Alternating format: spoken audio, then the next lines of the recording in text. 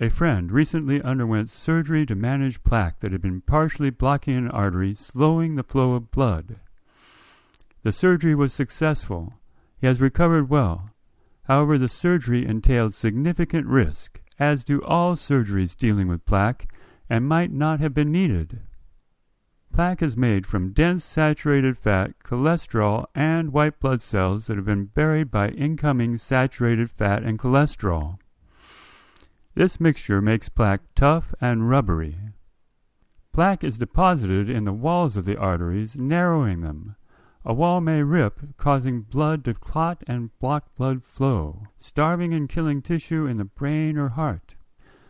Many surgeons do not believe that the body can reabsorb plaque because it's rubbery. However, the immune system can slowly dissolve plaque if white blood cells are not buried by fat and cholesterol. The liver makes enough cholesterol, so we do not need to eat it as well. In a plant-based diet, cholesterol is eliminated and saturated fat reduced. In the image on the left before the diet, the opening of the artery has shrunk from plaque buildup in the arterial wall.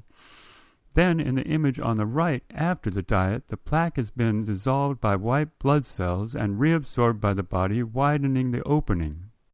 According to the research referenced in the notes below, reabsorption may take many months, with the time for each patient depending on the degree of adherence to the diet and level of activity of the white blood cells. A doctor must assess the risk of blockage causing tissue death, possibly prescribing a blood thinner to reduce the risk of a clot blocking an artery. A patient with high blood pressure is subject to an increased risk of bleeding. Under the guidance of the doctor, instead of surgery, it might be feasible to give the body the time to reabsorb plaque, with a plant-based diet allowing the necessary reduction in dietary saturated fat and cholesterol, so that white blood cells are not buried in incoming fat and cholesterol and can do their job to dissolve the plaque over time. One issue that the doctor will encounter in assessing risk is that reabsorption is unconventional while surgery is mainstream. The statistics of risk due to surgery are well known because many cases have been recorded. The risk of giving the body the time to reabsorb is not known. Deciding whether to undergo surgery or wait for reabsorption is challenging because of the significant risk involved with either choice. Therefore, a doctor needs to be consulted for guidance and to monitor blockage. Everyone needs essential vitamin B12. On a plant-based diet, the most reliable way to get B12 is by dissolving a sublingual tablet under the tongue, allowing B12 to pass through that thin tissue directly into the bloodstream.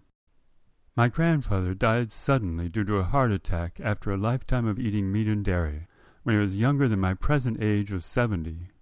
Eating a plant-based diet is helping me to avoid that end, with the added benefit of having the same weight as when I was 20, and the blood test results, blood pressure, and biomarkers of a healthy person half my age.